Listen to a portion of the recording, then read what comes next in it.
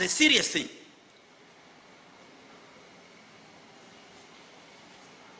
Hatuwezi kuwa na nchi ambayo raia wanapotea. Hii ni briefing yenu, lakini tutazungumza kwenye kakarata. Hii ni briefing. Narudi, hatuwezi kuwa na nchi ambako raia wake wanapotea, wanabururu, wanapotelea vichakani. That means unaweza ukaburuzwa leo, mkeo, watoto wako.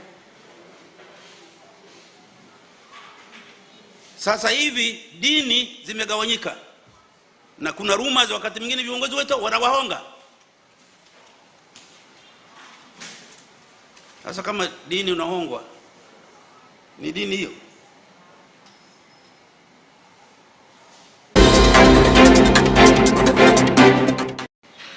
Taarifa ambayo ni fupi tunaomba muitumie kuwaeleza tuliowaita hapa, tunawaita wazee, kwa nini tunawaomba kuja hapa tarehe 22 kuzungumza. Kakaratasi hapa, na labda nikasome. Ninapenda kuwajulisha kuwa taasisi ya Mwalimu Nyerere imeandaa mkutano wa mazungumzo kuhusu amani na maendeleo ya Tanzania. Naomba muongeze neno haki. Amani, maendeleo na haki ya Tanzania. Mkutano huo utafanyika kuanzia saa 3 asubuhi Alhamisi tarehe 22 Januari 2026 katika ukumbi mkubwa wa mkutano, nadhani tutafanyia hapa. Mazungumzo haya yameandaliwa ili kutoa nafasi kwa wazee kujadili na kuona maoni kuhusu misingi iliyoundwa na kudumisha taifa letu kuwa nchi ya amani, umoja, haki na yenye matumaini ya maendeleo endelevu ya watu wote.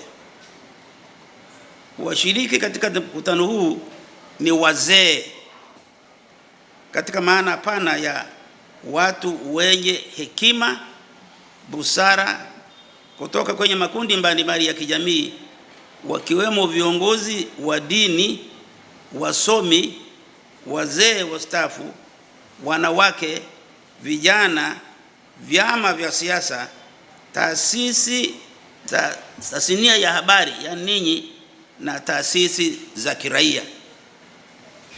Hao ndio watakao kuja.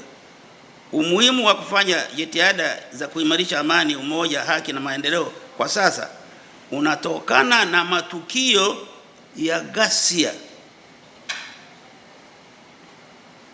iliyotokana na maendeleo yale yakaacha kuwa ya amani yakawa ya ghasia na uvunjaji wa amani wakati na baada ya uchaguzi mkuu wa rais, wa bunge na madiwani uliofanyika tarehe 29 Oktoba 2025. Tunawaombeni vyombo vya habari visifikishie taarifa hii kwa waalikwa na wale wote waliokaribishwa. Mazungumzo ndiyo nyenzo ya upatanishi na ujenzi wa amani. Nimetia sahihi Kajito. Sasa nitaeleza jambo moja tu. Wazee hawa ni nani? Nimetaja makundi. Tunaita wazee. Leo ninyi ni sehemu ya wazee. Nchi hii ina miaka 65. Institutions zake zote huko mnakotoka ninyi ni vijana, lakini zile ni nzee, zina miaka 60 na kitu. Zimebobea katika kujua mambo ya nchi hii na kujua mambo ya dunia hii. Kwa hiyo ukisema TBC ni chombo cha zamani kabisa.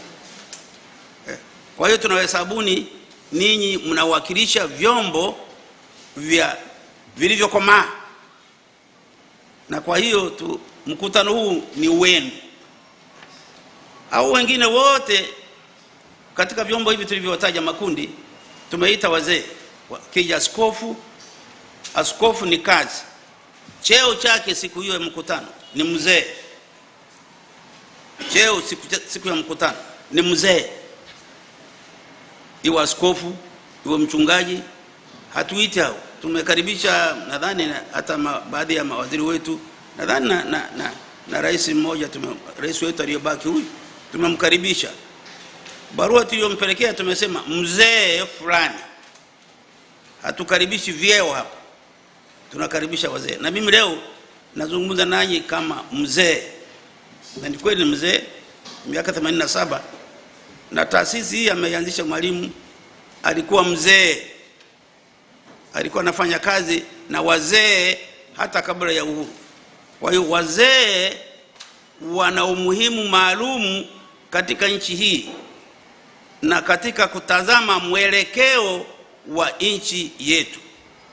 Pili, wazee ni wazazi. Ninyi wote hapa wengine hamjaolewa, labda mmeoa, lakini wazee ni wazazi. Mimi na wajukuu.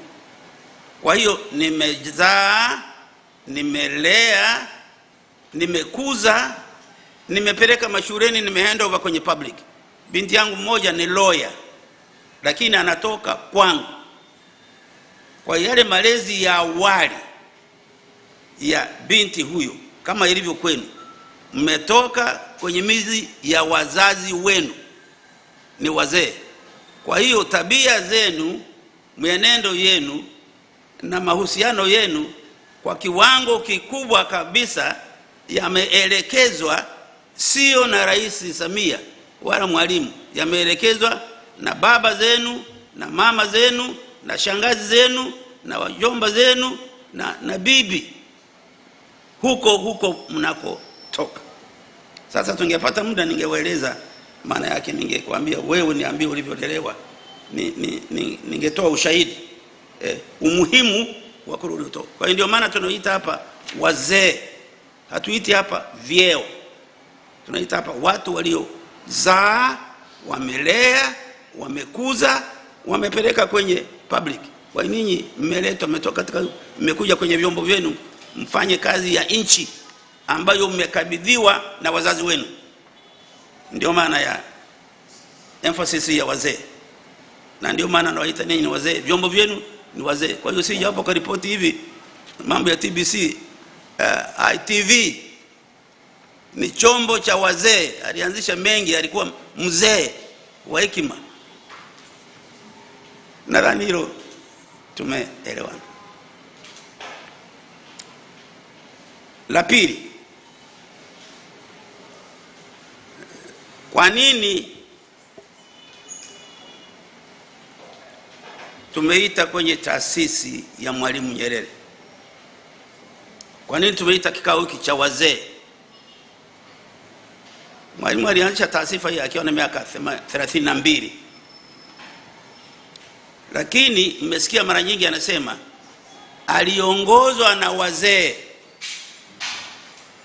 Ninyi kwenye vyombo vya TBC mara nyingi mnasikia Mwalimu anasema mimi nilikuwa kijana, wazee waliniamini, kwa hiyo wakaniachia nifanye kazi hii ya kutafuta uhuru. Na waliniuliza, tuliwahi kufanya hii kazi tukauawa huko Majimaji, una hakika wewe kijana tutavuka? Akawathibitishia kwamba safari hii hii kazi ataifanya si kwa vita, ataifanya kwa amani, kwa mazungumzo. Basi wakaridhika. Kwa hiyo Mwalimu wakati wote amejenga nchi hii akiwa kijana, anafanya kazi miongoni na wazee, na wakielewana na wazee mpaka yeye ametoka na miaka 77 amezeeka, akaachia vijana waendeshe nchi hii, na baadhi ya wazee kama sisi tusimamie taasisi. Ndio maana ya kuja hapa kwamba nchi hii na yale tutakayozungumzwa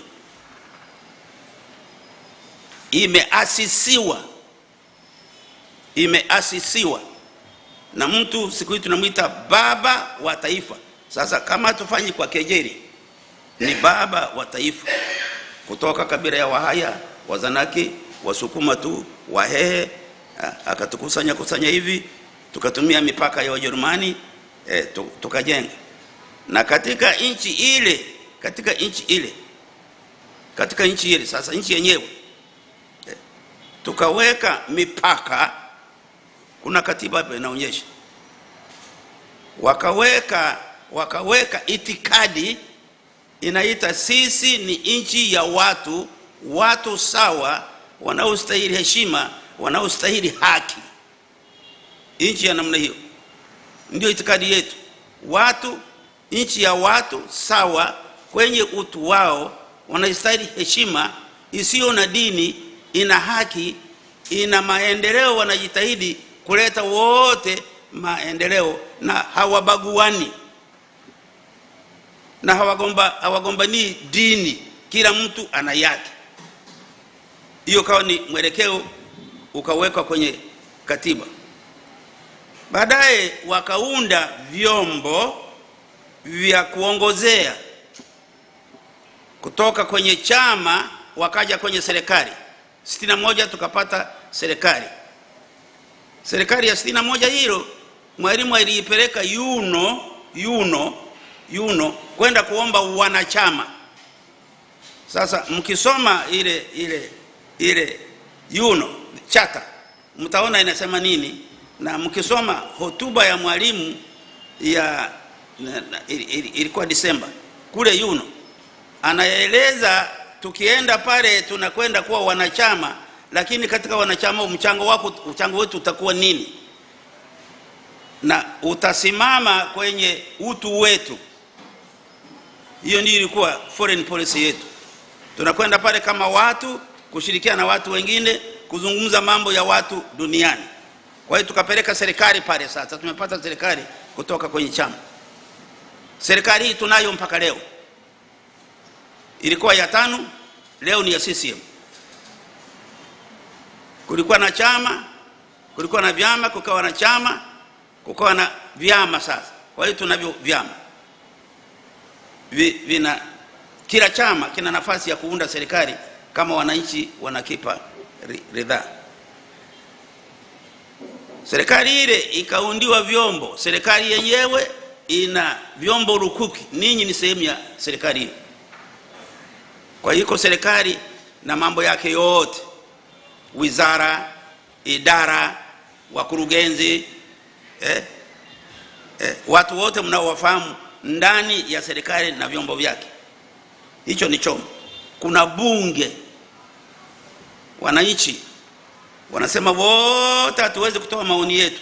Kwa hiyo tumegawa nchi yetu katika majimbo, tunapeleka wabunge. Wabunge wetu tumechagua wa halmashauri kwenye ngazi ya halmashauri, madiwani, wenye vitu wa vijiji, huko vijijini wenye vitu wa vitongoji, mijini madiwani, wenye vitu wa mitaa, wote mnao mitaa yenu inajulikana ukienda mahali. Kwa hiyo kuna mfumo huo wa serikali, vyombo hivyo vya serikali. Bunge hilo la uwakilishi.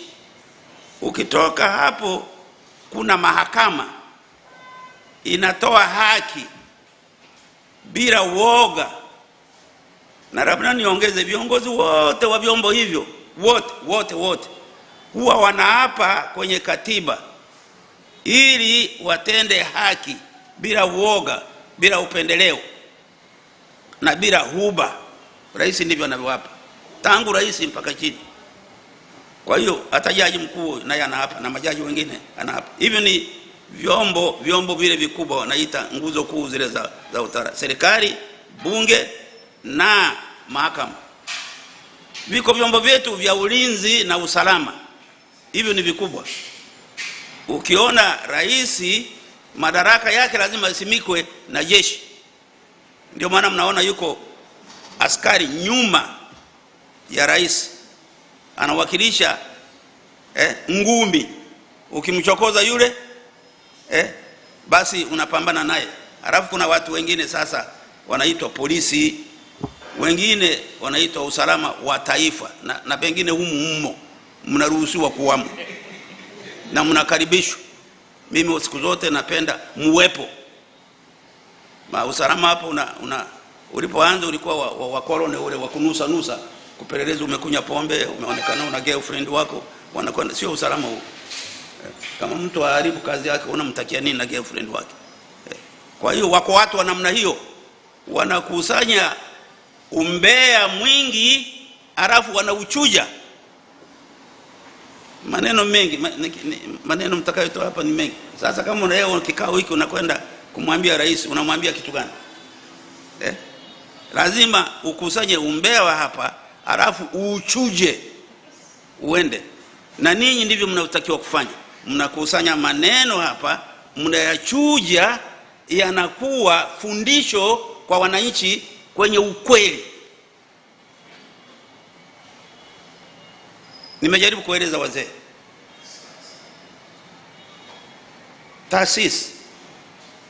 Taasisi kulikuwa na karatasi ya taasisi hii. Kuna nani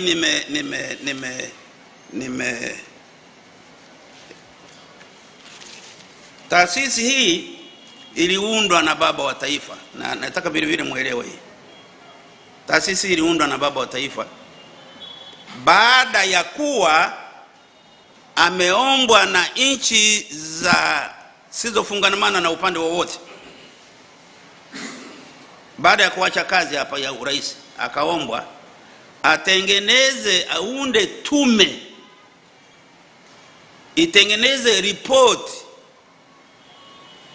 Ile ripoti ihusu maendeleo yetu tuliotawaliwa wote, unaitwa nchi za kusini wote tuliotawaliwa, Afrika, Latin America, huko Uchina na nini na India, wote hao walimuomba kule Lusaka, akakubali, akapewa kutengeneza kuonekana maendeleo yetu na mambo mengine yote. Akatoa ripoti hii, mimi napenda muipige picha ili watu wajue kazi moja baba wa taifa alifanya hapa. Humu ndani kuna maeneo 6, chapters 6. Moja, dunia, tuijue dunia. Tuijue dunia. Mnajua dunia yetu ukienda hiyo ina nchi 189. Nadhani 189. Ndio wanachama, na sisi tumo. Wakubwa na wadogo tuko pale UN. Hiyo ndio dunia.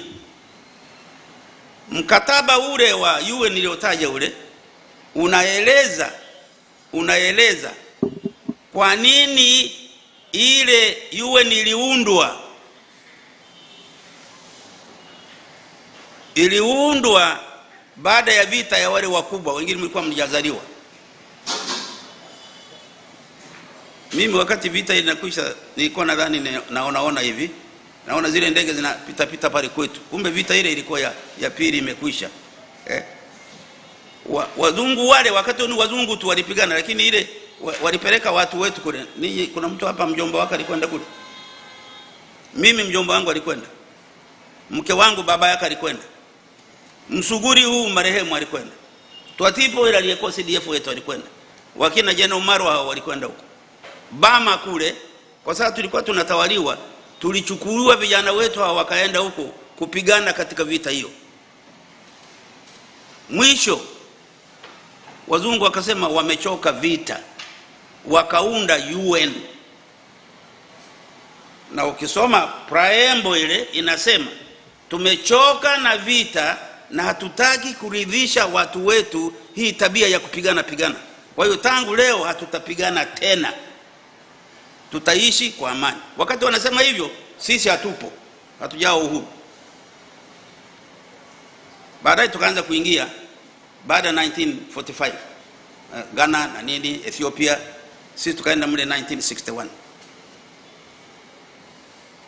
Chapter ya pili mle ni sisi wote tuliotawaliwa, imo humo. Inasema sisi ni nani na tabia zetu pamoja na sisi hapa. Chapter ya tatu, hivi tunafanya kazi gani? Maana tunaumbwa kufanya kazi kama Mungu alivyotuumba. Tunafanya kazi gani pale? Kuna maeneo mengi mle yanaelezwa matatizo, changamoto, hata hizi za kutokuwa na kazi vijana wetu, zinajadiliwa humu na mapendekezo yapo. Chapter ya 3 ni sisi kwa sisi tuhusianeje, ya 4. Chapter ya 5 ni sisi wote tuliotawaliwa na Tanzania himo, uhusiano wetu na wale waliotutawala. Uhusiano wetu na wale waliotutawala. Kule Venezuela walitawaliwa wale, unaona bado bwana mkubwa anakwenda anakwenda ndani, anaropoa mkubwa wao, anakwenda kumshtaki mahakamani na majeshi yako inamzunguka.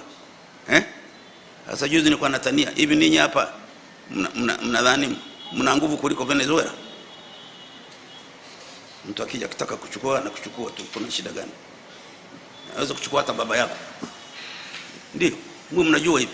Rais huyo anaweza kuchukuliwa hapa tu. Na hivi tunakaa hapo, wanajua tuko wapi. Hiyo ndio dunia. Sisi na hao waliotutawala. Meli zao hizo. Una meli yetu hapa hata moja.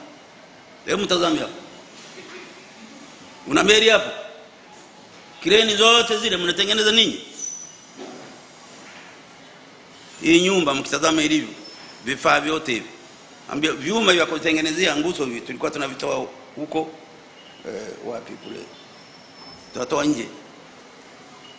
Hata sementi haijawa kwetu nzuri ya kutengeneza nyumba isije kaanguka. Vifaa vyenu hivi mnatengeneza hapa. Kwa hiyo hivi vifaa, hii inaitwa teknolojia. Nimeeleza uzee. Na mwisho nataka kusema mwalimu alipoanzisha hii alitoa kazi, ile kazi katika karatasi ka kazi kako wapi?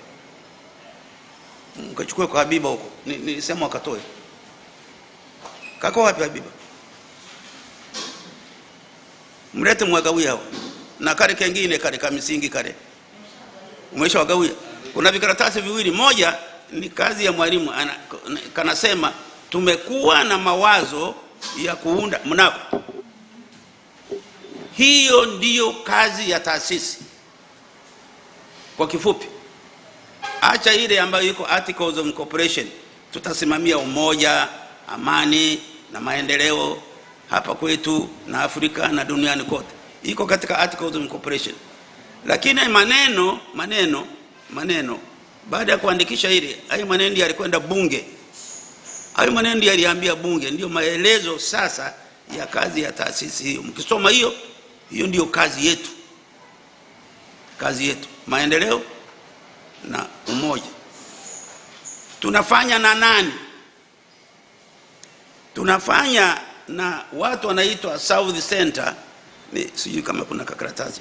Kuna kitu kinaitwa South Center. Labda haka nako mkatembeze kapite kako hapa.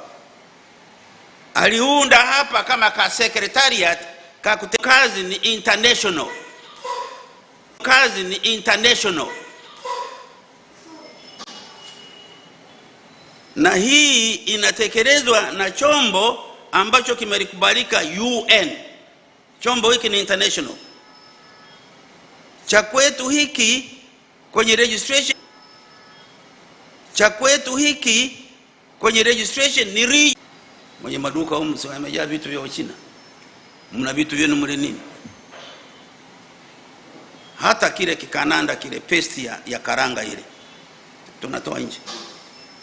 Ninyi wakina mama siku hizi napita madukani, zile huwa nauliza mke wangu, zile nguo siku hizi wanatengeneza wakina mama wamevaa vizuri, tena ukiona wakati mwingine mnisamee, wanajua namna ya kutengeneza maumbo yenu, wanatengeneza vizuri, wakipachika ile nguo unaona kama mama wamepachika vizuri kweli, na zinauzwa. Huwa nauliza ni za hapa au ni za nje? Na Latin America wao wako mbele, ukirudisha na hata na wengine wale wote Wahindi wao wako mbele, wako mbele. Kwa hiyo sisi ndio tunahangaika, hata watoto wetu hawajapata kazi. Kwa hiyo nilitaka kuunga hii kazi. Kwa nini anasema tufanye kazi kwa Afrika tu, lakini mambo yote kazi tuliyofanya imo humu. Kwa hiyo ukitaka kufanya Afrika na China, utakuta China mtakutana humu. Analeta vifaa vyake hapa. anatuuzia sio kwa bei gani. Kwa hiyo mtamkuta Mchina huko. Marekani mtamkuta huko. Wajerumani mtamkuta huko. Nani? Kwa hiyo mahusiano ya nchi kwa nchi mtakuta yamo huko. Lakini mahusiano ya continent kwa continent na mtakuta huko.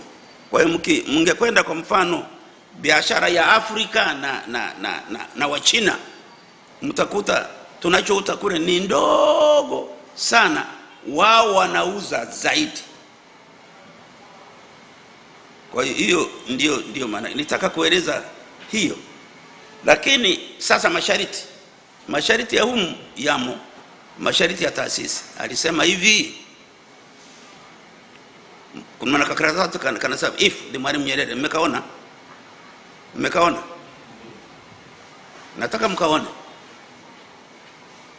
mmekaona, nipe haitoshi kukaona, itabidi nisome. Kanasema hivi, masharti ya taasisi hii, na ni maneno yake ya Kiingereza, hatujaweza kuitafsiri Kiswahili, tunaogopa tusije tukakosea. Alijaribu Mkapa kidogo tukaacha. If the Mwalimu Nyerere Foundation is to be useful to the people of this country and Africa, its real job will be to hold fast to the principles themselves, and on the basis of those principles to judge the past in its own context, and to make practical recommendations about the future in the light of the circumstances and the knowledge currently prevailing. In trying to do these things, the foundation, it will need to be as objective as possible. Paragraph ya pili, individual, yani mimi, and the institutional foundation, honesty, uaminifu wa sisi tuliohumu na institution yenyewe, and scholastic integrity, wasomi hawa na ninyi ni wasomi, scholarly integrity, sio kienyeji.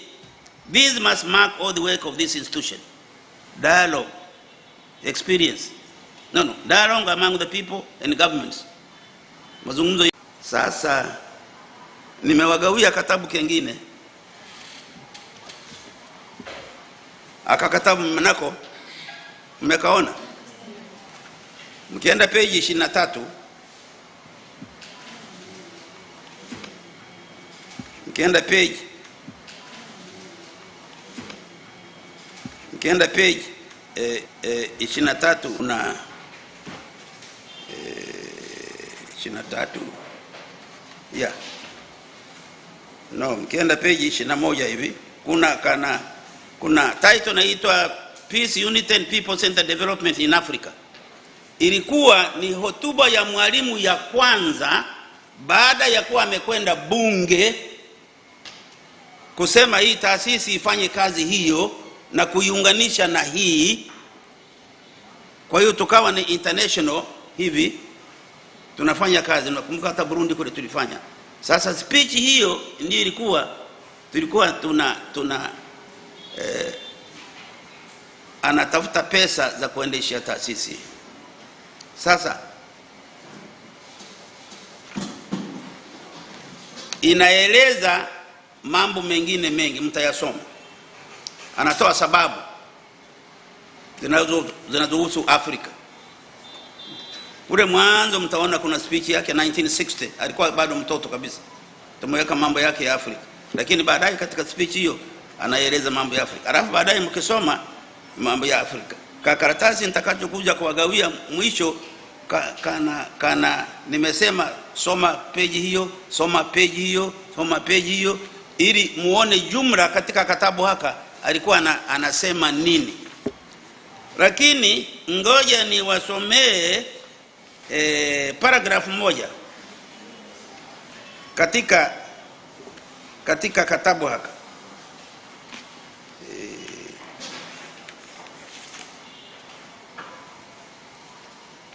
Page 22 mnayo, msichoke, ndio nitaka briefing. Sasa nataka muelewe, baadaye ta conclude hapo. Page 22 Hapo juu anasema friends, umeona hiyo? Kwa nini anasema to promote haya mambo? Lakini hapo chini kule tumezungumza principles. Kule tumesema mzingatie principles na mzitumie kuhukumu na kushauri. Sasa hapa sitaki kuwasomea yote, lakini ukisoma kanasemaje. Sasa nikiwa niko kwenye press, kama mtu alikuwa hana nafasi asingekuja hapa. Hii is a very serious press conference hapa. A very very serious one. Nitawaambia kwa nini baadaye. Napenda msikilize kwa sababu nchi yetu ina shida. Na hapa tunataka kuona kama tunaweza kusaidiana. Sasa hapo msichoke kusoma hiyo.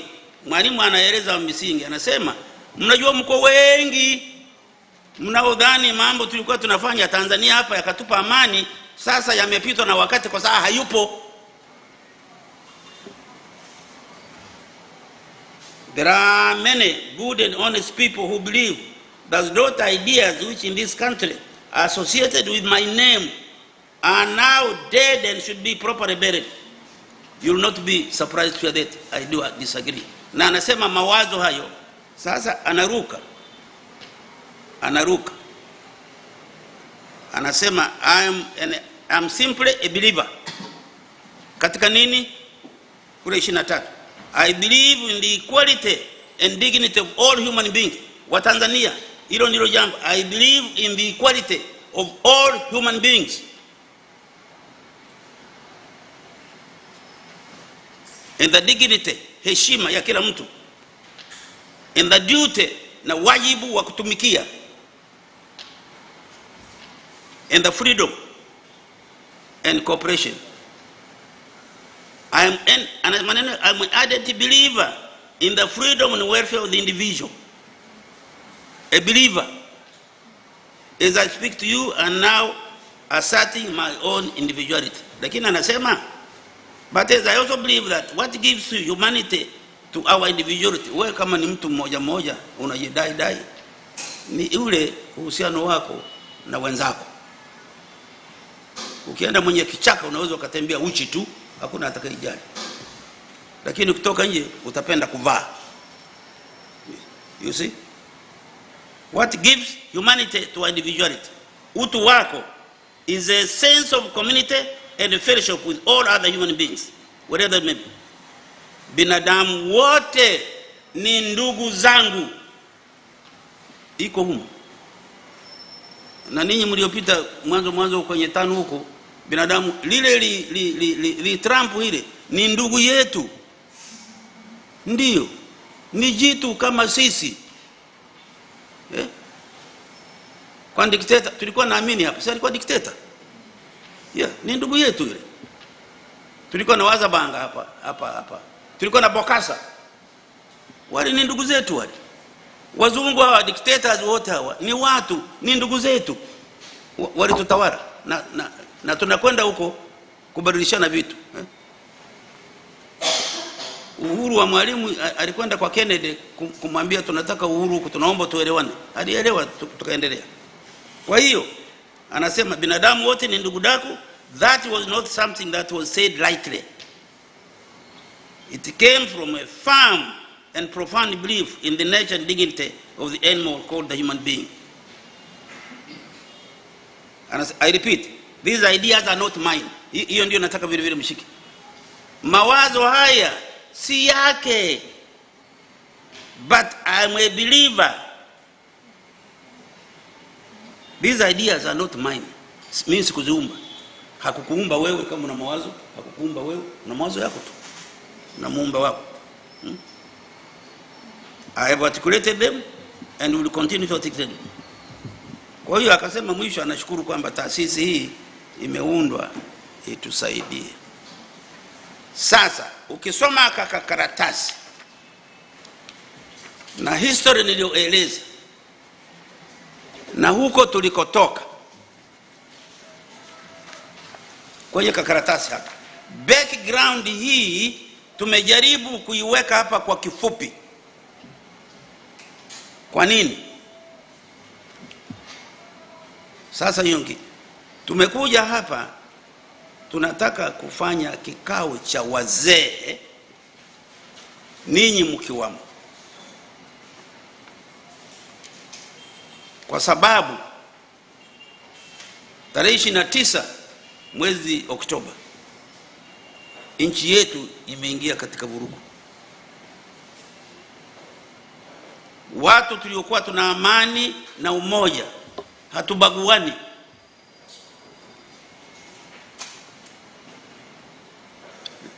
umoja wetu ulitikiswa siku hiyo.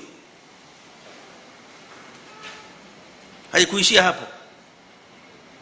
Walioongoza tunaambiwa walikuwa ni vijana wetu, watoto ambao wanatoka katika matumbo yetu.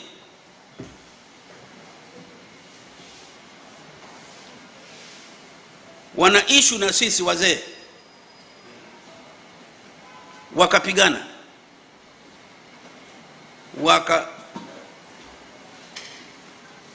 wakapambana na polisi. Maelezo mnayajua huko mitaani, mengi hatujajua. Wakachoma nyumba na nini. Dar es Salaam ninyi mlikuwa hapa, mliamrishwa, na sisi baadaye tukaambiwa huko nje mkae ndani. Watu milioni 5 point something mliambiwa mkae ndani, na mlikaa ndani. Na kuna hadithi kwamba wale waliochomoka wanakwenda kununua vitunguu. Nadhani ukiwauliza polisi, sitaki kuwatetea, pigwa risasi. Na mimi naamini katika utawala wa kijeshi amri ukipuuza kama ile ya, kama kweli polisi walikuwa wameona matatizo hayo yote, kwamba Dar es Salaam wanasema si wataka kutonga matanki, kuchoma bandari, kuchoma majengo haya, na walichoma mengine, walichoma majengo ya TRA na nini, walichoma majengo mengine ya viongozi, walichoma mali za watu, walichoma. Sasa unaweza ukasema kama ni polisi maskini hivi ikiendelea hii Dar es Salaam itakuwaje? Haya, kaeni ndani. Mimi ulifanya nini hapa? Nakuja kununua kitunguu. Mimi sitetei hiyo, lakini nasema kilichokuwa labda kimetokea. Basi kwa hiyo nani tishio lile la kupigwa risasi watu lifanya watu wakakaa ndani. La sivyo wasingekaa, kwa sababu una njaa utakaje ndani? Wengi mlikuwa mnasema hatuna chakula, hatuna nini, watoto tunaumwa. Haikuwa rahisi. Lakini walifungiwa ndani hii Dar es Salaam. Sisi huko nje na sisi tulifungiwa ndani, tuliambiwa tukae.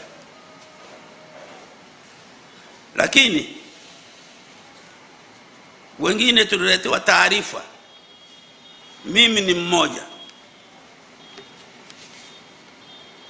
nyumba yako tunakuja kuchoma Timahara. Nikasema mimi sijatoka nyumbani kwangu, vijana hao watanikuta hapa. Wakanibembeleza, we watu wa usalama, mnataka kunipeleka wapi? Na mimi nashuhudia kidogo. Mnataka kunipeleka wapi? Kwenda kukuficha na nani? Na wengine wakina nani? VIP ni wakina nani mkoa wa Mara huko? Nikakataa, waende kunificha, labda au wanaonificha nao ndio wananimaliza huko, siendi. Nikamwambia jamani, mimi baadaye nitatii mlichosema, lakini nitajificha mwenyewe. Kwa hiyo nishuhudie, na mimi nilijificha peke yangu, lakini sikumwambia mtu nakwenda. Hata mke wangu sikumwambia. Mke wangu nilikwenda naye. Wengine wote ndugu zangu wakawa nalia tu na nini, sikumwambia. Nimeambiwa nyumba inakuja kuchoma. Bunda pale ya ndugu Wasira ilichomwa. Makamu mwenyekiti wa Chama cha Mapinduzi ilichomwa. Bunda pale ofisi ya TRA ilichomwa. Na zingine mnajua hivi. Kwa hiyo kwa fujo namna hiyo.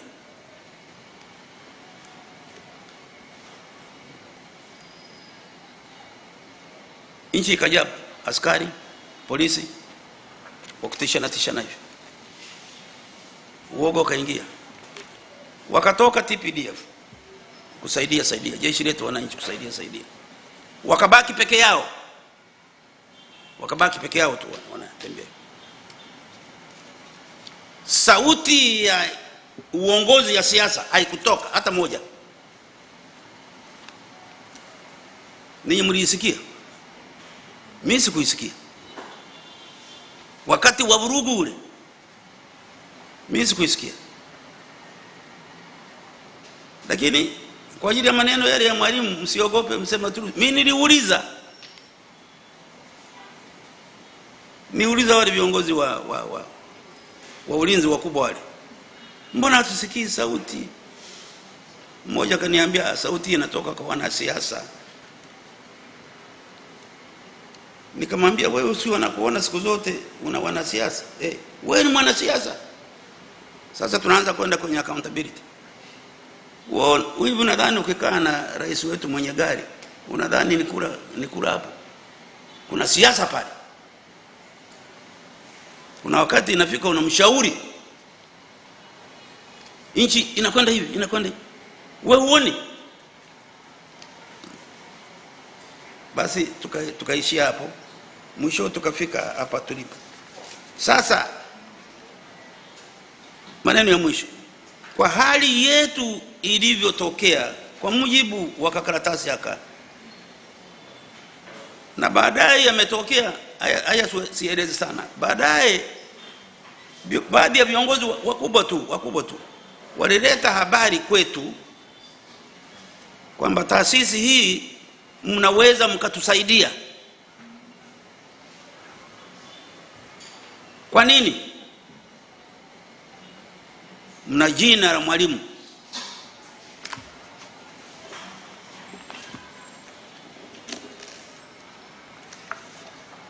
Na si hapa tu. Rais wetu, mnisikilize ili kwa makini, alishaona hali ya nchi hii, alishaona. Tarehe 29 mwezi wa 6 22, mimi niliomba kwenda kumuona. Akaleta taarifa kwa barua, njoo na bodi. Sasa msikilize vizuri, mnaweza kuyatumia baadaye kwa sababu ni ya kweli. Njoo na bodi yote. Kaenda na bodi. Ilipofika pale kakuta amekaa yeye ana mic, mimi akanipa mic. Kulikuwa na kijana pale nadhani alikuwa recorder, hakuniambia ni nani. Yetu na rais, nataka muone, alikuwa anajua.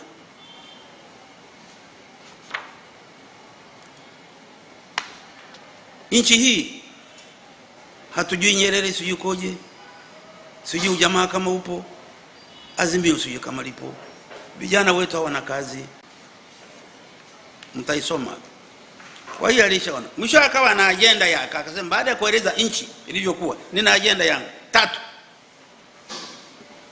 Kwanza, amani na usalama. Pili, maadili na utaifa. 3, maendeleo, lakini sekta ya kilimo.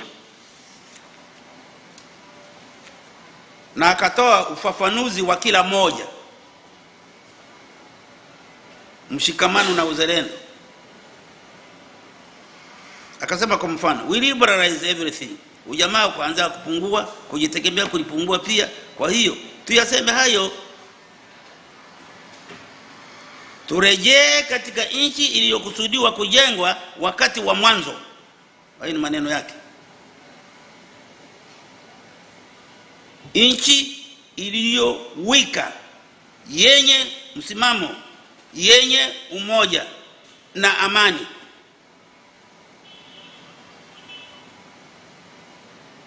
Sasa hii ya ujamaa na jana na leo, maana yake ni nini? Wakati unatungwa hivi ulikuwa na maana gani? Unaona maswali ya namna hiyo.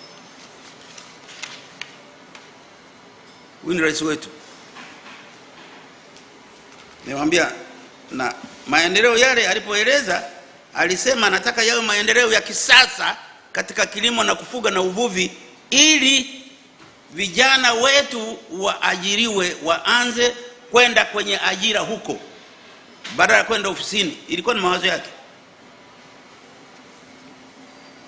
Na elimu tuifanyie mabadiliko kidogo, ili wawe na elimu si ya kuwasomesha kwenda kutafuta kazi, waende huko kwenye kilimo, uvuvi na nini, wafanye kazi huko. Nadhani ilikuwa sababu ya kubadili kidogo hii syllabus ya waziri wa elimu. Sijui natufaa kiasi gani, na emphasis yote wanayoweka kwenye mashule ya ufundi, maana yake ni kujenga uwezo wa vijana au vijana wetu kwenda kazi huko. Ndiye alikuwa anasema. Leo tusemeje kuhusu mwalimu? Bado ndiye muasisi wa taifa letu kwa kifupi. Kwa hiyo aliyajua, tukajiandaa mazungumzo haya. Tukasema mazungumzo haya, ninyi mmezungumza kwenye kila siku, mnazungumza, wazee wanazungumza, watu wa dini wanazungumza, kila mtu amezungumza, lakini haya yako pale pale. Kaya hizi ziko katika mtaa. Kwa hiyo mtaa ule wakikaa wenyewe wanaweza kugawagawa wakazungumza. Vijijini huko kaya hizi ziko kwenye vitongoji. Ni vitongoji, ni ujirani, na mijini hapa ni ujirani. Ukienda kwenye maana ya mtaa ni makazi ya ujirani, mnafahamiana kidogo, sio sana. Wengine wenye magorofa na nini, lakini kule vijijini tunajua. Tukizungumza katika mtindo huo, wenyewe tukiwaambia watajipanga, watazungumza, na tutafanya utaratibu wa kumonitor. Baadaye tutapata maoni kutoka huko chini mpaka juu, yatakwenda kwa rais, yatamsaidia, na sisi wengine tutakuwa tumezungumza taifa zima. Na wakati huu tunajua tumejaribu kuzungumza, katiba imetushinda. Iko hapa katiba pendekezo tore hii.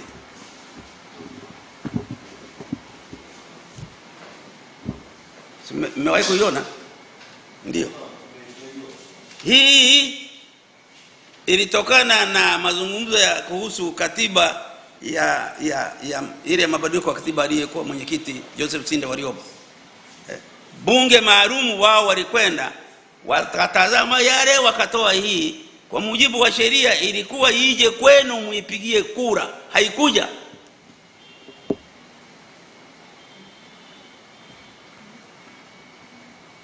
Lakini Rais Kikwete alikuwepo, yeye ndiye aliagiza hii. Mama Samia, rais wetu, alikuwa ndiye makamu kwa 6 waliokuwa wanasimamia katiba hii.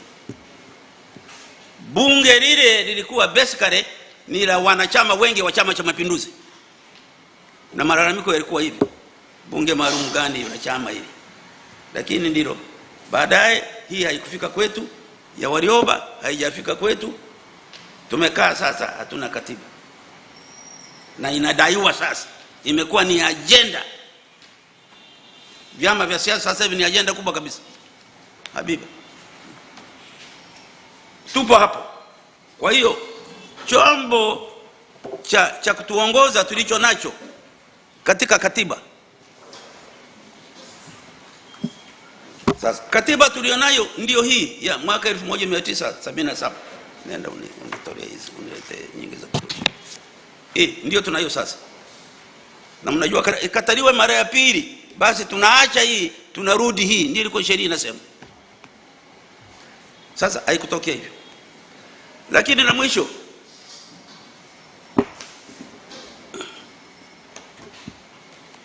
nchi hii hatukuanza na katiba hiyo. Tulianza na katiba ya 5 kabla hatujawa chochote. Nadhani ninyi wengi mlikuwa mjajariwa 554, mnaikumbuka? Nilikuja na karatasi hapa, katiba ya 5 ya ile 50 kwa taarifa Watanganyika kujitawala. Ndio ilikuwa ya kwanza. Baadaye kaja hii. Na hii inasemaje? Mwanzo huko inasema tulipounganisha vyama Afro Shirazi na nini, inasema aina ya chama tunachotaka kijengwe, chombo madhubuti katika muundo wake na hasa katika fikra zake na vitendo vyake vya kimapinduzi, kufutilia mbali aina zote za unyonyaji nchini, na kupambana na jaribio lolote lile, mtu kumwonea mtu au shirika au chombo cha nchi kuonea mtu. Hiyo ndio katiba. Ndani ya katiba hii mkisoma mtakuta viko vifungu hivyo. Hakuna kuonea, hakuna kufanya nini, hakuna kushini. Ndio maana ya ujamaa. Kwa hiyo tulianzia huko, hatujawa chochote. Baadaye tukaja hapa. Baadaye tukauruhusu vyama vingi. Sasa hivi tunayo hiki cha wazalendo hiki na vingine. Kwa ndiko tulikotoka huko. Na sidhani kama mlikuwa hapa. Mwisho, ili kuongoza hiyo kisera, watu wa chama wa CCM walipitisha azimio hili. Mtakuwa mmesikia Mwalimu amesema tulikwenda Zanzibar tukalibadili kidogo. Mmesikia Mwalimu anatoka anasema hamlitaki. Haya. Lakini mimi nasema najua siku moja mtakuja kulirudia. Kwa sababu ni azimio la utu. Sasa niwaulize. Nitawasomea alivyokuwa anasema ila mwisho afu nitanyamaza. Mimi bado natembea nalo azimio la Arusha. Nalisoma tena na tena kugundua kama kuna cha kubadili. Labda ningeboresha Kiswahili nilichotumia, lakini azimio lenyewe bado ni thabiti. Nisingebadili neno hata moja. Muda mfupi tu, msikilize hilo. Baada ya uhuru tulianza kushuhudia kukua kwa mgawanyiko katika nchi yetu, kati walionacho na wasionacho. Kundi la walioneemeka lilianza kuibuka miongoni mwa viongozi wa kisiasa na warasimu watendaji kama sisi. Hawa walikuwa maskini enzi za ukoloni wakati tunaanzisha hii. Lakini sasa walianza kujitajirisha wakitumia nyadhifa zao katika chama na serikali. Hali hii ingeweza kuleta utengano baina ya viongozi na wananchi. Kwa hiyo tukatamka lengo jipya la taifa letu. Tulisisitiza kwamba maendeleo, yani kazi tutakazofanya sisi wote, ndio maana ya maendeleo, kazi za kila aina, ni kwa ajili ya watu wote, sio kwa manufaa ya wateule wachache. Haijawa kwa watu wote. Vijana wetu wengi hawana kazi. Azimio la Arusha ndilo lililoitambulisha Tanzania kama taifa. Tuliweka wazi msimamo wetu utu. Tukatoa mwongozo na maadili na miiko ya uongozi na tukufanya jitihada ya dhati kutimiza malengo yetu. Bado naamini kuwa mwishoni Tanzania tutarejea kwenye maadili na misingi ya azimio letu. Kikao hiki tunachotaka kufanya sisi, tulichoona hapa kwa kifupi, yote kwa nini yametokea na historia yote hii tunaifahamu, na maandiko yote yanaituongoza, na ninyi maandiko yote yanayoongoza vyombo vyenu, na viapo navyoona siku hizi mnaapa. Ukiwa waziri unaapa, ukiwa rais unaapa, baadaye mkiwa wengi mnasimama mnaapa wote. Kiapo kile kinaitwaje? Kile cha wote. Ninyi watu wa press kinaitwaje? Mnasimama. Niwahi kuona wakati fulani na mzee Kabudi na Yumo. Sisi mnasoma wote. Jaji amesimama hapo. Maneno mengi. Viapo hivyo ndiyo mwongozo, ndiyo amini tunayokula kuongoza taifa letu hivyo. Tukijua historia yetu hivi, kama nilivyojaribu kuwaeleza hapa, ushahidi wa tarehe 29 ni kwamba taifa hili limeanza kushindwa.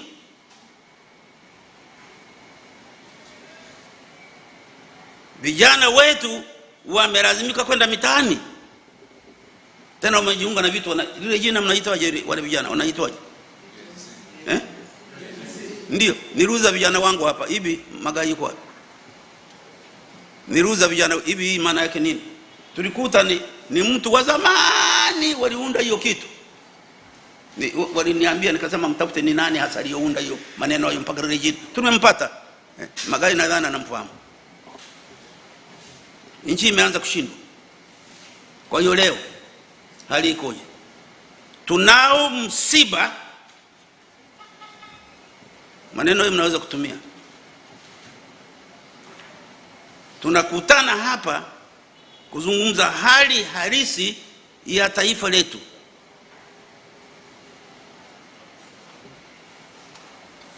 Tumekuwa kuwaje tumefika katika msiba huu? Na msiba kidogo una matatizo. Waliofariki bado kuna ubishi. Kwa hiyo kama taifa na usalama vimtazamia, aliona apanue. Wameunda tume. Sasa tume hii mnajua ina ubishi. Tume gani? Watu waliomo hatuamini. Ile tatizo. Sasa kama hatuamini, mwenda pale. Hatuamini, kuna majaji wawili pale. Huyu jaji wetu mstaafu na huyu jaji aliyokuwa juzi mstaafu. Wakina watu wetu wakubwa kabisa. Mimi juzi nimekwenda kwenye ile tume. Mbona ni watu wazito hao? Watu wazito kabisa. Lakini Watanzania wanasema watu gani hawa? Alafu wanasema nani kawachagua? Rais huyu. Lakini wamemchagua. Uchaguzi unasema uchaguzi wenyewe uko wapi? Hakuna uchaguzi hapa bwana. Haupo. Na kabla ya hapo, huko nyuma kulikuwa na kauli katika nchi hii, hakuna uchaguzi bila mabadiliko, na mabadiliko waliokuwa nataka ni yale ya kikatiba. Na debate yake imekuwa ya muda mrefu. Tulifanya katiba, haikuwezekana. Mama alipofingia tu wakasema fanya, akasema mimi nikiingia mwenye katiba hii, mimi nilikuwa namsikiliza, itakuwa shida.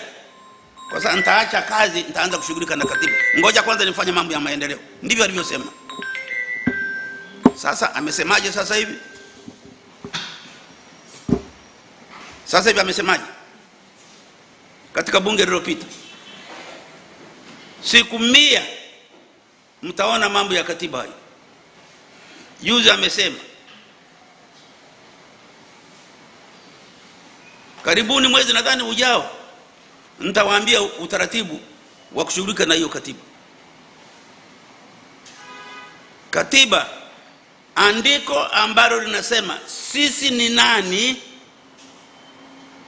na tunaishije humu mmoja na kama jamii, na tutahusianaje na watu wa nje ili tujulikane kwamba ni Watanzania. Itakuwa katiba. Sasa hivi yamo humu, lakini waliweka humu, yote hayajakubaliwa.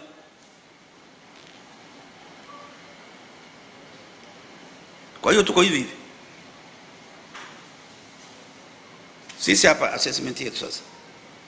Hii ya kwangu personal, hili ilikuwa ni briefing. Na nilisema ni briefing. Mfumo wetu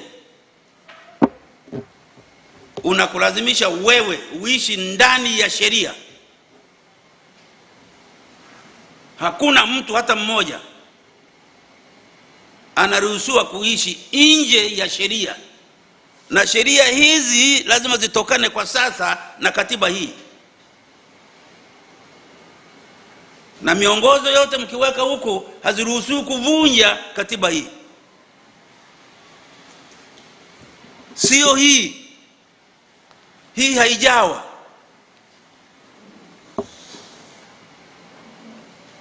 Ndio mfumo wetu. Kwa hiyo sheria zetu zinaanzia kwenye katiba mama. Sheria mama ni hii. Assessment yetu hapa kwenye taasisi, kwa kale nilikowasomea, ng'ang'anieni misingi. Msingi mmoja ni katiba, msingi mmoja ni sheria, na kwamba wewe na rais na kila mtu tutaishi ndani ya sheria. Taasisi hii tunaujaribu kutafuta ukweli. tunaona kama taifa hili limeanza kushindwa kuishi katika mfumo wa sheria. Kwa hiyo kitu kile mnaita rule of law imeanza kutupa shida, na mkishapata shida katika rule of law mnakuwa the rule of the jungle.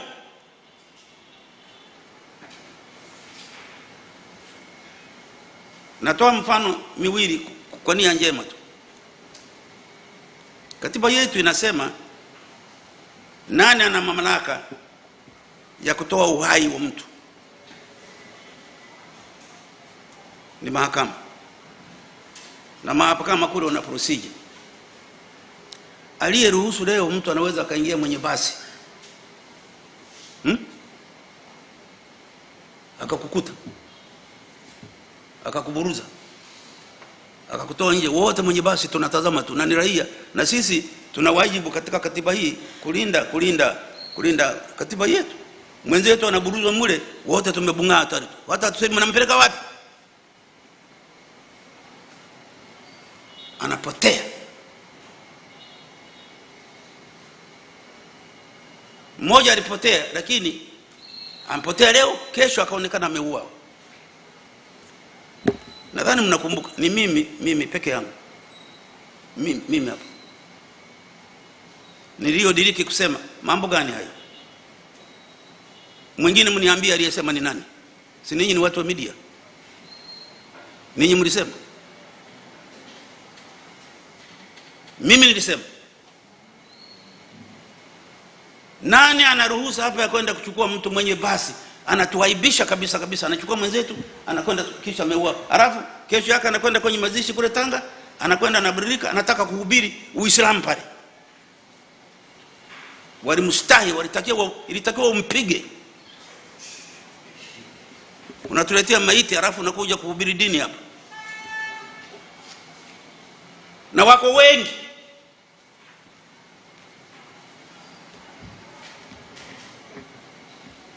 Mmoja kijana mwenzenu pole wanamtafuta. Mnajua aliko? Wewe unajua aliko? Wanasema mimi najua. Nataka kuambia leo sijui. Ndio. Kwa sababu mnaeneza kwenye mitandao. Nataka kuambia Watanzania sijui. Lakini nilisema naye mara mbili hapa. Mara ya kwanza ananieleza shida zake alizopata kule kwenye kazi Malawi, mwisho akahamishwa akaenda huko. Uniacha niseme hii ni mchango katika mazungumzo haya. Mara ya pili akaja anasema kusiwe na uchaguzi. Mimi nikamwambia kama hakuna uchaguzi hamtakuwa na rais. Kama huna rais, nani ataongoza nchi hapa?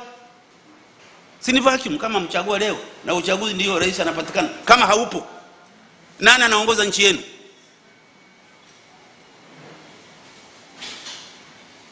Concepts za no reform no election. Matatizo ya reform na uchaguzi katika vinchi vyetu yapo. Lakini kuzuia uchaguzi ili msipate viongozi, it's a very serious thing. Then nchi inakuwa ina vacuum. Na sasa hivi na vacuum kwa sababu kuna ubishi kwamba huyo sio rais, sio nini. Mara ya tatu atukubania akaenda. Mara ya tatu akafika huko akaniambia. Aniambia kwenye simu. Mzee, kama ile agenda haipo mimi naona niache kazi. Nikamjibu maneno haya. Fata dhamira yako. Nilimwambiaje? Fata dhamira yako. Asiniombe ruhusa kama anataka kuacha kazi. Mimi sikumchagua. Fata dhamira yako. Tangu wakati huo nilichomuona ni kwamba yuko kwenye mitandao. Mwisho nimeona kwenye nyumba yake wanasema damu yake ni hii, lakini sikumuona yeye mwenyewe. Sijui alikwenda wapi. Mnajua aliko?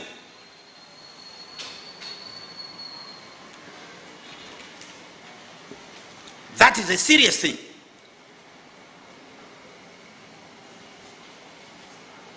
Hatuwezi kuwa na nchi ambayo raia wanapotea. Hii ni briefing yenu, lakini tutazungumza kwenye kakarata. Hii ni briefing. Narudi, hatuwezi kuwa na nchi ambako raia wake wanapotea, wanaburura, wanapotelea vichakani. That means unaweza kuburuzwa leo, mkeo, watoto wako.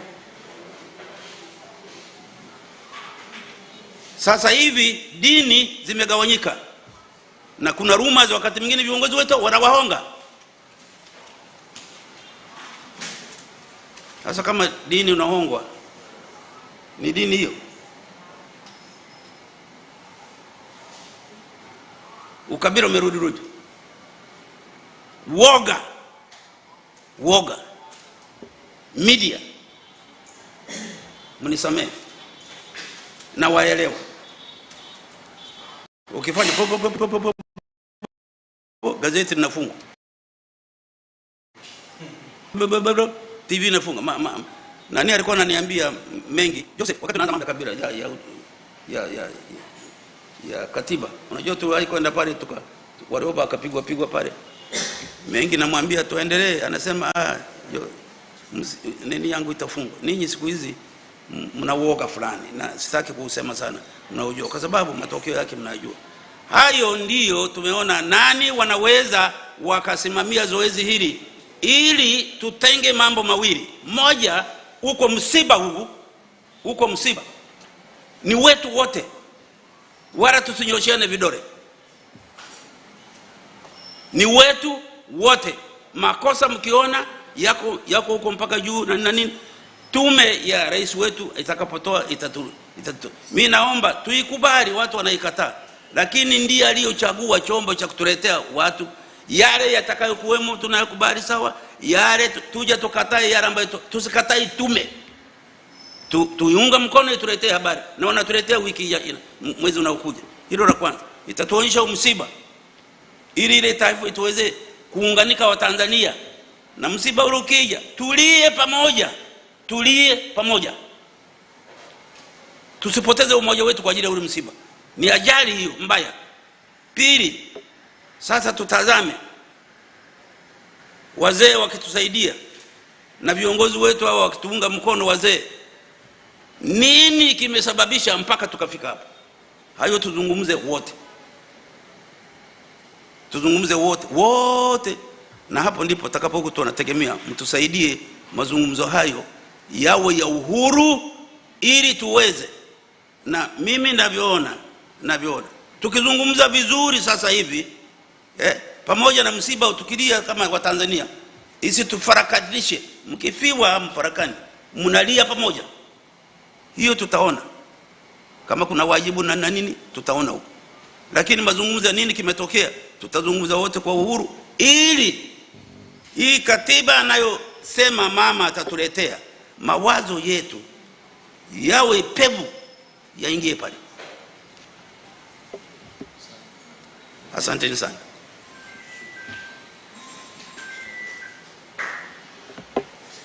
Maswali?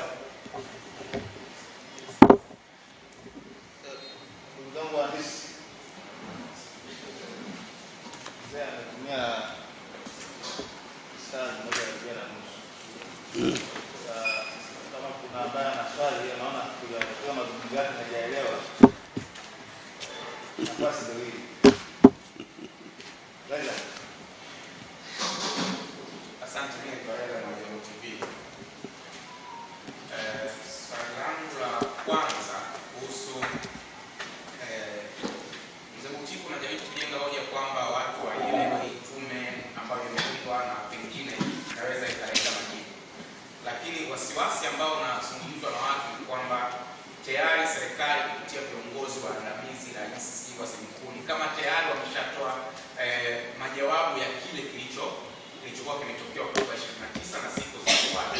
Sasa watu wanaenda mbali zaidi, wanasema sasa kwa kauli hizi za viongozi waandamizi wa serikali, pengine hatuoni tayari tume hii haiwezi kwenda tofauti na kile kilichozungumzwa, kwa sababu mwisho siku ni kama tayari serikali ina chini yake na tume ni muundo wa serikali. Kwa hiyo hawaoni kama kutakuwa na majibu mapya ambayo yatatofautiana na kile ambacho serikali imekitoa kama sehemu ya msimamo wake, watu walilipwa na nini na vitu vingine vya Sasa wewe hilo hujaliona ya swali langu la kwanza. Lakini hoja ya pili ambayo inazungumzwa kuhusu haya matukio ya watu kutekwa, kupotea kwenye mazingira ya nchi, kuuawa na mambo mengine kama hiyo. Nakumbuka hata wewe mara kadhaa umefanya press conference na ilipokuwa alivyotekwa Mgari Kibao na baadaye kuuawa, uliwaita pia waandishi wa habari na mimi nilikuwa mmoja wao ambao tulikuwepo, na ulieleza fulani kwako na ukieleza pia indai kwamba kwa mamlaka husika zihakikisha matukio ya namna hii hayajitokezi. Lakini leo tunazungumza ni karibu mwaka sasa, bado wimbi la namna hiyo linaendelea kutokea. Unadhani vikao hivi peke yake, kukutana na wazee na nini kama ambavyo nyinyi taasisi zifanye, tunaweza tukapata mwarobaini wa moja kwa moja wa hiki kama tunatafuta? Na umezungumza kama majina ya swali kwamba tumefika hapa na nini, wewe kwa uzoefu wako na namna ambavyo ulifuatilia jambo, unazungumza na makundi tofauti, unadhani kwa nini tumefika hapa wakati huu? Mimi ni mtu mmoja tu, siwezi kusema tutachangia, na nimechangia hapa kiasi kikubwa. Kama umenisikiliza mwisho nimesema kitu kikubwa kabisa. Inaonekana tumeanza kushindwa kuishi ndani ya mfumo wa sheria za nchi hii. Huo ni mchango mdogo. That means tatizo letu ni constitutional. La kwanza. La pili, wewe unasoma katiba inasemaje? Ibara ya 8. Tutumie katiba. Waswahili wanapenda kuzungumza tu. Huwezi kuzungumza tu. Tuna mwongozo. Ibara ya 8, Jamhuri ya Muungano wa Tanzania ni nchi inayofuata misingi ya demokrasia na haki ya kijamii. Haki ya kijamii. Wananchi ndio msingi wa mamlaka yote, na serikali itapata madaraka na mamlaka yake yote kutoka kwa wananchi kwa mujibu wa katiba hii. Prime Minister nchi si ya kwake. Unasikia nasema mimi mzee? Ndio, ungekuwa prime minister ningekwambia hivyo hivyo. You are a prime minister. Tumekuchagua uendeshe nchi hii kwa mujibu wa katiba hii. We want you to remember that. Na uwezo kuwa final katika jambo kubwa namna hii. Kama angekuwa ana maelezo, si angekuwa ametoka kabla rais wetu hajaingia katika matatizo haya. Nimekuambia hapa, rais alikuwa anajua yote aliyosema haya. Anasema tumekosea wapi? Ninyi mkumbuke, mamwe mnakumbuka rais wenu hamfuatilii. Wakati rais anaapa pale baada ya Magufuli kufariki, mnajua statement ya kwanza alisema nini? Alisema nchi hii ni moja lakini iko hivi. Alisema hadharani. Alikuwa anamwambia nani? Alikuwa anakuambia wewe. Sasa ulikuwa ndo kuzungumza na wenzako. You see? Mnatendi kuassign responsibility katika mambo ya taifa kwa watu mmoja mmoja. It is not right. Nimeona juzi kijana wa CCM huyu, wala simfahamu, nimeona kukuru anakwenda kueleza katika hali ya msiba. Mimi napenda wanisikilize hili. Mimi ni mzee. Walitaka kuja kuchoma nyumba yangu. Nyumba za marafiki zangu nafahamu. Mali ya serikali yangu, watu wetu wamepotea. Leo unatembea chama tawala chenye serikali. Rais wako bado anahangaika na kujua what happened. Unakwenda kueleza nini? Unakwenda kumweleza nani? Aliyefiwa aje kwenye kikao? Why don't you wait? Unaona kama ni ziara ya cover up tu ya ovyo, haina maana.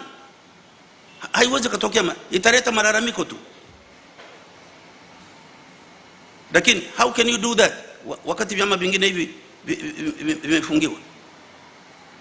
Chadema si mnajua hawana ofisi sasa hivi? Si mnajua?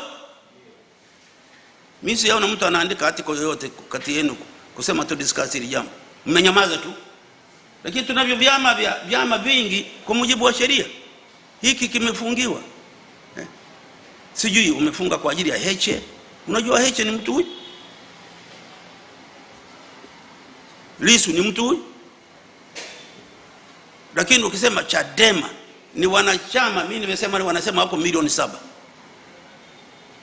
Kwa hiyo wana viongozi wao huko. Mnazuia kuzungumza mambo yao ya huko. It is not right. Sasa tukienda na mifano mingine wakina Gwajima hao na nini. Gwajima, I'm sorry, mimi siisemi serikali. Mimi nasema tabia yetu tu. Rule of law. Gwajima alikuwa na wanachama wangapi? Kama hata Gwajima nenda peleka mahakamani. Ajibu tuhuma zake. Lakini huwezi kufunga makanisa ambayo watu wote wanakwenda kushughulikia imani zao. Sasa nakurudisha. Vitendo hivyo vyote unaniuliza. Mimi nasema rule of law. Hivi nani amesema hivi?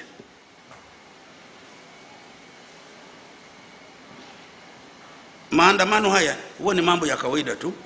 Watu wengine wako huko wanaanda. Mradi yao ya amani. Lakini hapa kila wakati maandamano, polisi na intelligence kwamba ukiandamana simwache waandamani, tuvunje nyumba za watu tuone hao watu kumbe ni wakorofi. Kwa nini unawatetea wakati wote unawasaidia kuficha ubaya wao?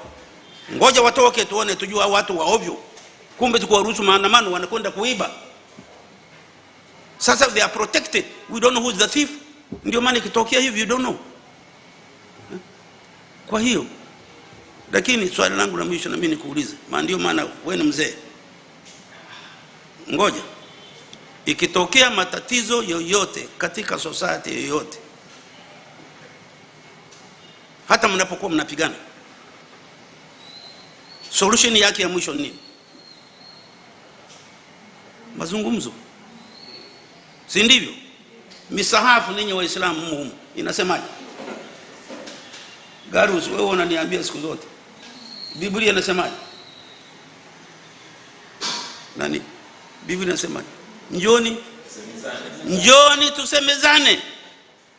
Na katika hii agenda ya kusemezana, mimi nasema kama mzee tu, kwa niaba ya wazee wengine tuliowaita hapa, na tumesema akija hapa askofu ni mzee. Tunataka kukaa kama wazee. Vijana tunaona mnavurugana huko. Tuwashauri na tuwaruhusu mzungumze, tusikie. Na tuwasikilize, kwa sababu nasema tuwasikilize. Kwa hiyo hakuna alternative ya kuzungumza, lazima turuhusiwe. Ndio maana tunasema baada ya wiki I hope serikali yetu, mimi na hakika na mama alishasema, rais mwe mnamsikiliza wakati anaita ule mkutano ule wa viongozi wa siasa kule Dodoma. Alijaribu kuwakusanya, vyama viwili vilikataa kwenda pale. Mimi nilijaribu kuwashawishi wakakataa kwenda. Chadema hawakwenda na NCCR Mageuza hawakwenda. Wanasema wametendewa mambo mabaya. Rais anawaita, rais ni rais, mwende. Lakini pale ndipo aliposema good news. Nchi hii haina mwenye hati miliki. Mama Samia. Tusemezane kwa uhuru. Tena hadi tusemezane kwa adabu. Kwa adabu nzuri. Tusemezane kwa uhuru. Ukiniambia tusemezane kwa uhuru, mimi nitakuelewa. Tena aliendelea kusema siku moja, unajua tukisemezane, nadhani alikuwa anazungumza na wanawake. Na wanawake. Unajua mkiniambia mambo hayo ambayo myapendi, mimi nitakimbia kwenda kutekeleza, nitakuwa nimekushinda. So, mnamsikiliza na rais wenu anasema nini? We don't choose a president who is a cartoonist. Anaposema msikilize. Watanzania amsikilize rais wenu. Lawama tu atalea watoto wetu wote wanaovuta bangi katika nyumba zetu. La mwisho, bwana njoo usikilize rais alisema nini? Njoo usikilize hapo. Maana kimi nasema na nyinyi na washtaki.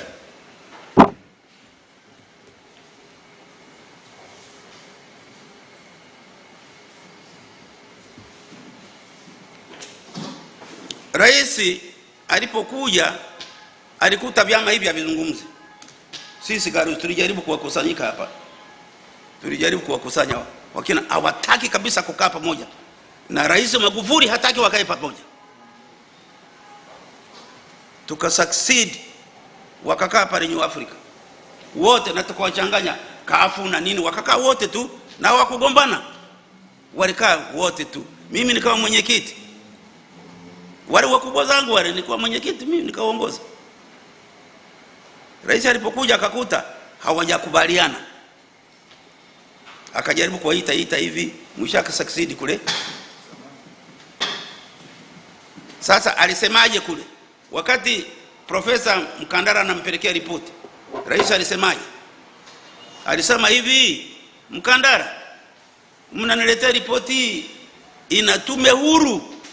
Hivi maana ya tume huru ni nini? Mnieleze. Hivi Kenya hawana tume huru? South Africa hawana tume huru? Wao hawana matatizo? Alichokuwa anawaambia ni kwamba hivi mimi nikichagua tume inaacha kuwa huru? Hivi kweli rais akikuchagua wewe anasema uende kuendesha tume bila kufuata sheria? Rais huyu hayupo. Kenya jaji mkuu alikataa. Nilimuona huyu Kenyatta anagomba, mimi namshangaa huyu Kenyatta, huyu jaji mkuu ametimiza wajibu wake. Huyu rais anagomba, huyu ameapa kwenye katiba, anagomba kitu gani? Alikataa.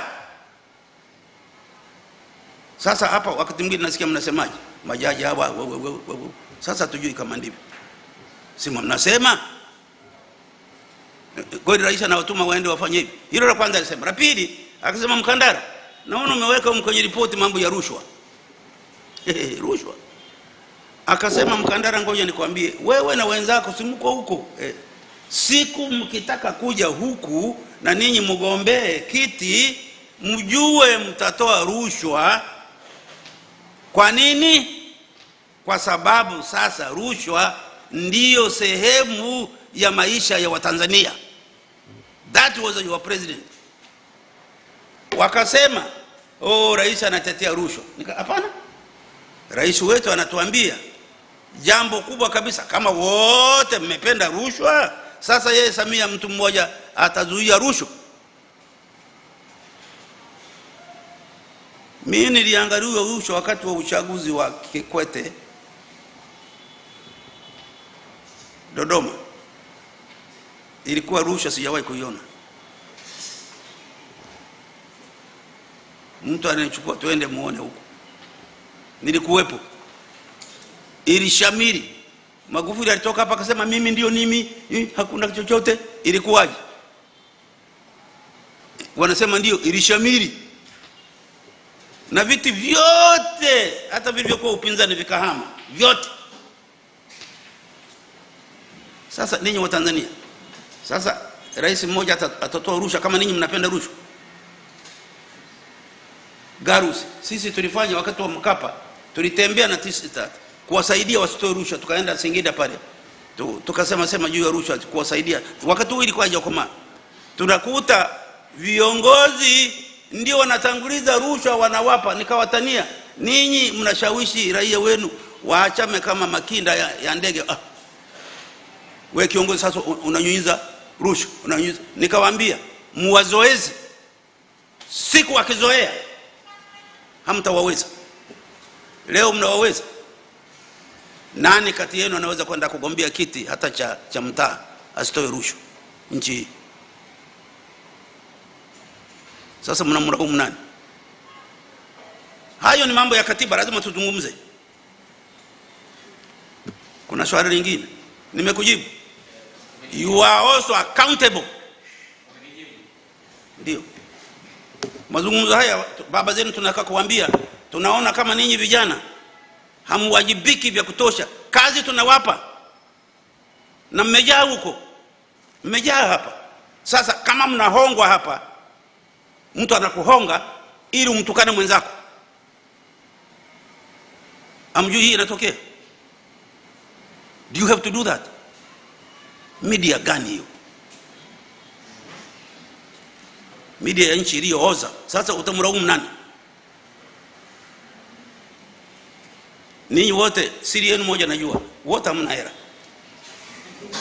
Kweli? Kweli? You can't have a media, an independent media, when it is begging. Kweli?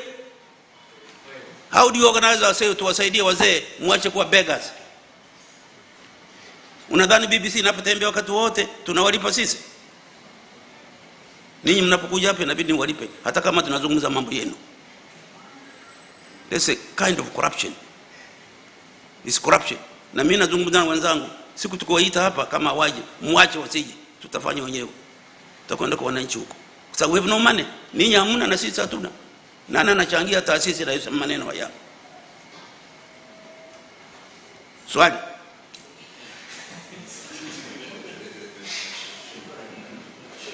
Mmenielewa? La mwisho, baba wa taifa kila asubuhi yuko mtu wa TBC huko. TBC kila asubuhi saa 11:05 anawasia wa baba, na mara nyingi anatukumbusha tulikotoka, kwa sababu historia ya nchi hii hatuijui. Akiwaambia alivyozungumza Tanga na viongozi kuambia nchi hii haina dini iwe, alivyowaeleza, mmewahi kumsikia sauti anasema mimi sigeuki nikawa jiwe, sababu zake yote. Sasa ametoka ana vitabu viwili, kimoja mna kamera nyufa,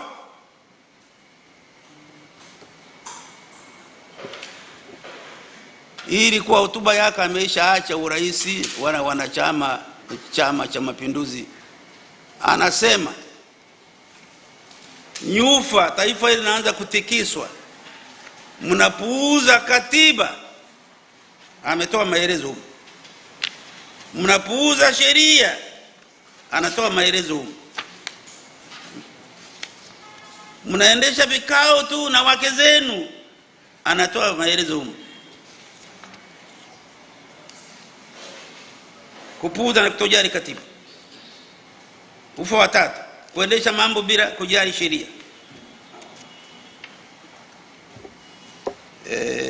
Nyingine humu. Ufa wa kwanza, muungano. Bado tunabishana. Kila siku muungano, miaka mingapi sasa? Kuna kero gani zisizokwisha? Mwalimu na Karume walitukabidhi vitu gani? Walitukabidhi nchi hii. Siku hizi ziko nchi ngapi? Huyu aliyeamua hivi ziwe nchi nyingi ni nani? Tulikabidhiwa na viongozi wetu nchi hii. Tanzania. Leo mjasikia ubishi. Tuna nchi ngapi? Na ushahidi sasa tutakutoa za nchi mbili. Tuna majeshi mangapi? Tuna usalama wa taifa ngapi? Tuna foreign affairs ngapi? Tuna serikali ngapi? Sasa hivi ni 2 3.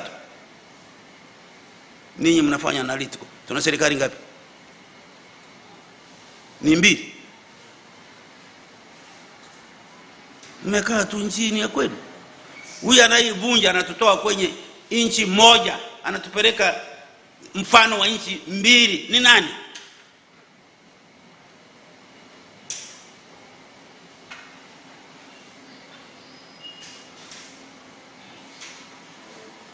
Muungano, sheria, kutojali katiba.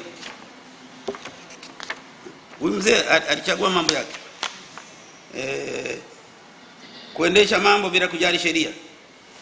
Rushwa. Kitabu kizima. Anawaambia nani?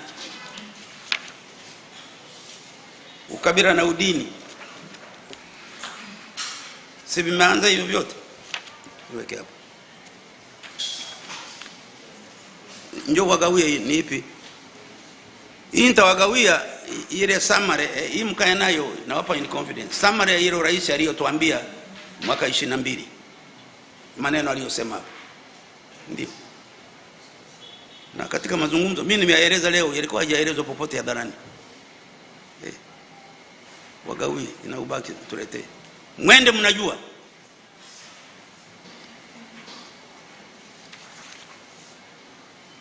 Maswali, hoja na majibu. Sasa wakauliza humu kitabu hiki tumetoka wapi, tuko wapi, tunakwenda wapi? Hiki hapa, a very brief summary ya nchi hii, historia yake hii hapa. Mimi ningewashauri ninyi watu wa media, siku nyingine mtengeneze mazungumzo, tuzungumze vitu hivi. Njoni mkae humu tuzungumze. Lakini tukiwafuata huko, waoga mnasambaa. Mnisamehe. Mimi nawaambia kama mzee, kwa sababu nazungumza na ninyi huko. Sasa kama ni mwoga kiasi hicho, kuna kadudu kangu kwenye simu yangu kale na kakofia. Nasema msiogope. Yalikuwa maneno ya mwalimu. Juzi nilipomkataa yule mwanajeshi, wakanitukana, wanasema wewe sasa umeharibika, unakuwa mwizi na nini. Mimi sijao mwizi. Sasa nawapenda. Mchango wa baba uko hapa TBC na ninyi vyombo hivi, vyombo vya kizee, mtusaidie tuzungumze na ITV. Mna meno mengi sana ya mwalimu kule.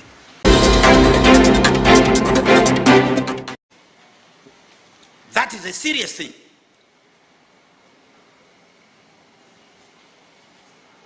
Hatuwezi kuwa na nchi ambayo raia wanapotea. Hii ni briefing yenu, lakini tutazungumza kwenye kakarata. Hii ni briefing. Narudi, hatuwezi kuwa na nchi ambako raia wake wanapotea, wanaburura, wanapotelea vichakani. That means unaweza ukaburuzwa leo, mkeo, watoto wako. Sasa hivi dini zimegawanyika, na kuna rumors wakati mwingine viongozi wetu wanawahonga. Sasa kama dini unahongwa, ni dini hiyo?